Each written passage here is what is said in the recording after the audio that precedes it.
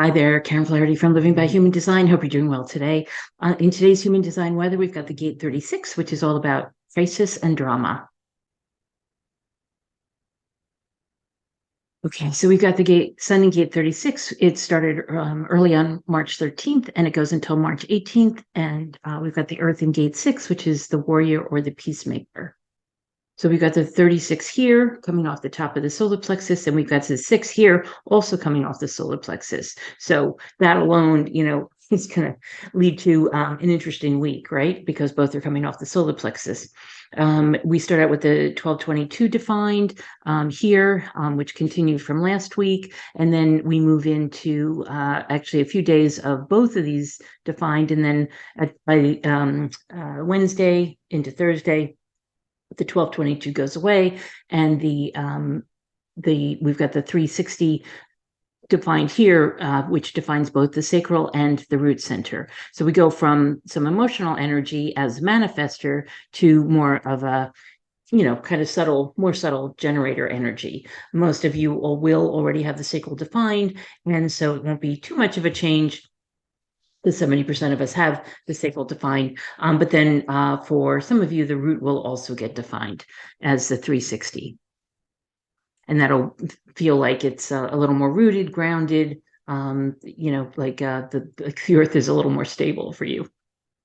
So we got this gate 36, which is called crisis or drama. It's also called the darkening of the light in the original I Ching. And it's the rule of cycles in which decline is a natural but not enduring stage. So this is all about suffering and crisis and drama and the suffering that goes with it, basically. And so basically, we're all going to have suffering, right? We're all going to have drama in our lives. At times there are crises in our lives. It's all about how we deal with it. And this 36 is exactly that. Some people deal with it well. Some people don't deal with it so well. And some people actually create the crisis and the drama because they get bored. So that's another part of this gate, in that if you don't have crisis and drama in your life and you have this gate, you're more likely to cause the crisis and drama. It's a little bit of a soap opera making, but it's when you get bored, people will create these crises. In the incarnation crosses this week are the crosses of Eden, crisis, and the plane. And then with the gate 6, this is the warrior or the peacemaker, right? It can go either way, but basically it's the protector. It's the protectress. It's the mama bear. But actually more the lioness type of energy, lion or lioness type of energy, where they're protecting the children, protecting the tribe, protecting the culture, protecting, really going off to war and creating peace, right, as a result of going off to war. So it's all of that kind of energy. So it's a pretty emotional energy, and it can definitely be, you can see how it can work in concert with the crisis and drama, the 36. So this is called conflict or friction in the original I Ching. It's the fundamental design component of progress. Now, the I Ching was written a long time ago.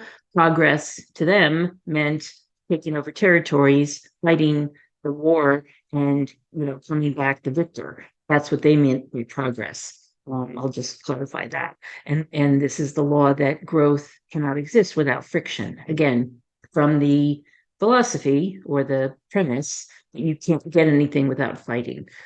Hopefully we're past that now, or getting past that, and we can see that there are ways to create peace without going to war. In the Gene Keys, conflict is the shadow, diplomacy is the gift, and peace is the CD.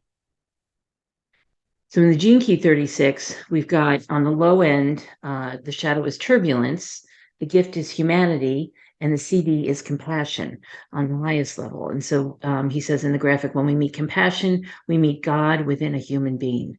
So that compassion is where we are able to, basically rest our head and find somebody who's both compassionate and empathetic and who can understand what we've been through, right? Because again, this is all about suffering.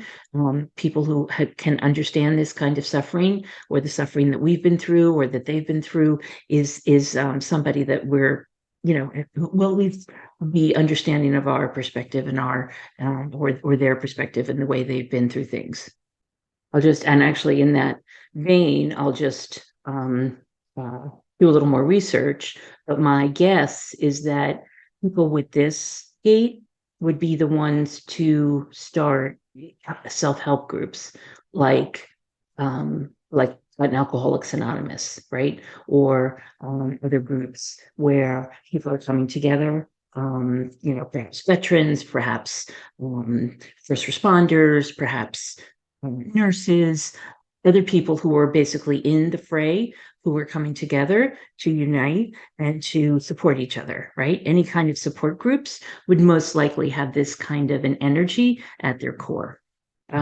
Because this turbulence in the shadow, where we've got the actual crisis and drama, and which, by the way, and actually when you break down the shadow side of this, which is turbulence, on the repressive nature side, you would have people who are who are very nervous. They have a certain nervousness about them because they're trying to repress the crisis and the drama and what they're feeling around that. Whereas on the reactive side, the reactive nature is going to be more of crisis prone, right? People who get into things all the time, where they'll have fights, they'll have conflicts, they'll keep having car accidents or bank problems or issues with the family or things like that. Because it's all about relationships, right? It's emotional. It's all about relationships. Really, at the crux of it is trying to have the perfect relationship, right? And that's never going to happen. But what can happen is that over time, you get to be understanding, as I said, of the suffering and in the emotional turmoil, in the turbulence that you're feeling, you're able to come to a higher plane where and don't forget, this is the cross of the plane, where you're on a higher plane where you're actually understanding and taking a deep breath and getting through things in a way that's much more subtle than perhaps it was when you were younger.